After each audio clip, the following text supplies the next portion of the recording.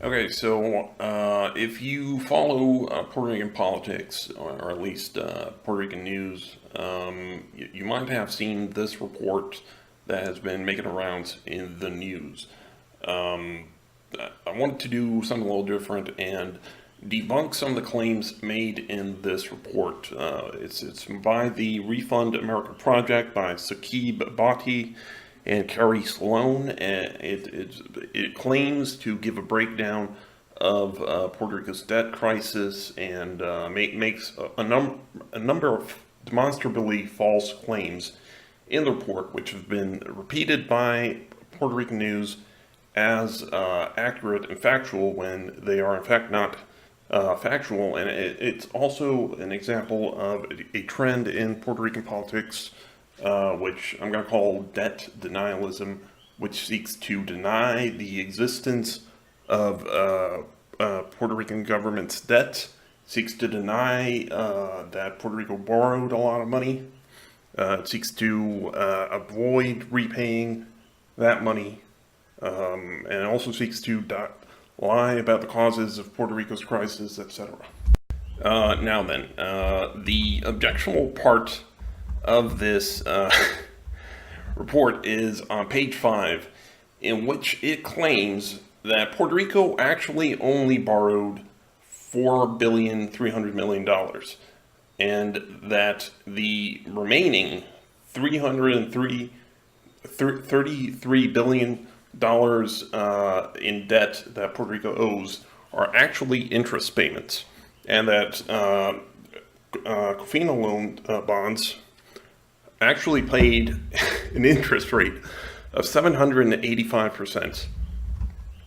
Now, in the interest of full disclosure, I do not own any of these bonds, but I know people who do own these bonds. If you live in Puerto Rico, you probably know somebody who purchased these bonds.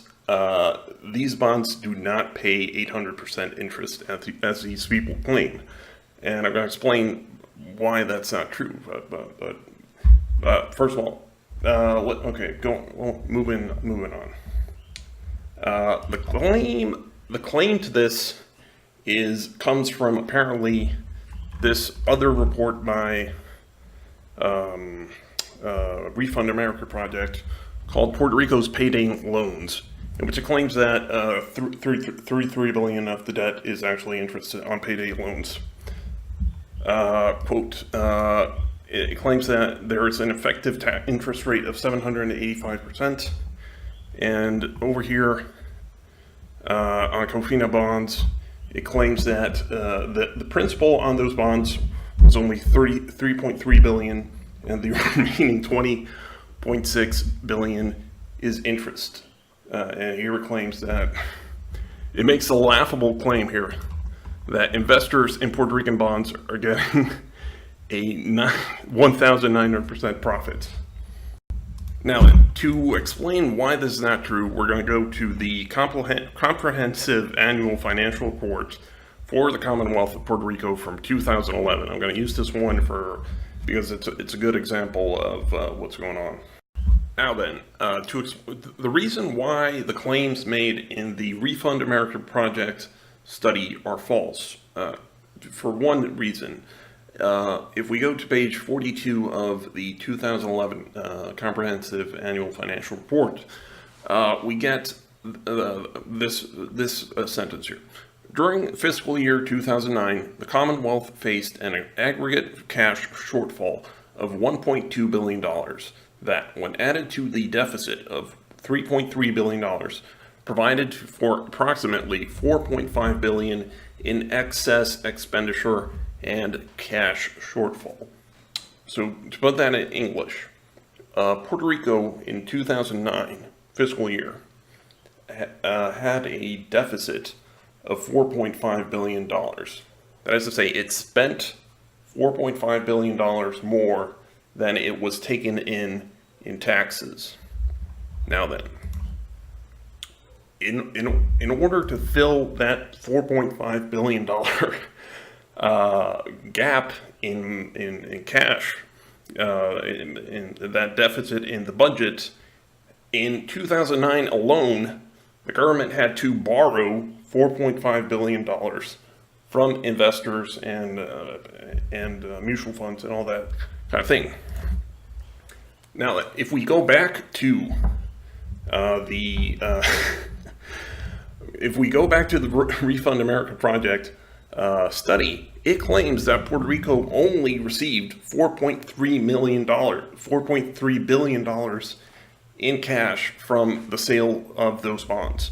Now, this cannot, in no way cannot be, it simply cannot be true.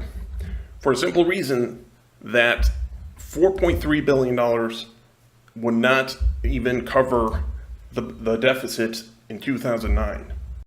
Furthermore, we actually have a breakdown of what the money from the bonds was used for. Quote, the proceeds from these bond issues were used for, among other uses, paying $1.9 billion of the Commonwealth's obligations that did not have a designated source of repayment.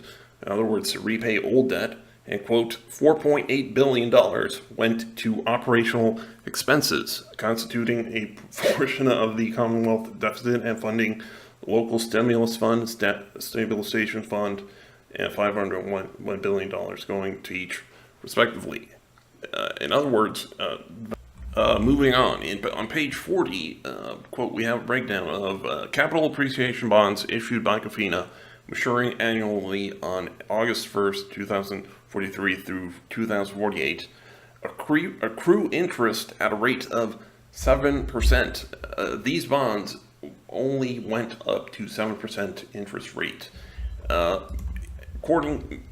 which is directly in contradiction with the claims made by Refund America Project that these bonds were paying 614% interest. That simply is not true. Moving on, if we go to page 146, we have a breakdown of the principal and interest ratios back in 2011 for these bonds. Quote, total principal and interest remaining on the secured debt is $33.2 billion and $16.8 billion respectively. In other words, the government received $33.2 billion from these loans and has to pay back $33.2 billion plus $16.8 billion respectively, which works out to about 50% total interest. But keep in mind that this is over 30 years. So they do have to pay back 150%, $1.50 for every dollar borrowed. But that's over 30 years. You got to keep in mind that there is inflation and other things that compound interest is a real thing. But 150% is a very different number from the 800% that Refund America Project is claiming. Anyway, so just to recap, the claims made by Refund America Project in this report are objectively and demonstrably false. The bonds and loans taken out by the government of Puerto Rico were not 800% interest loans as Refund America Project claims. It is disgusting to see organizations like this one put out misinformation which is distorting public perception of what happened.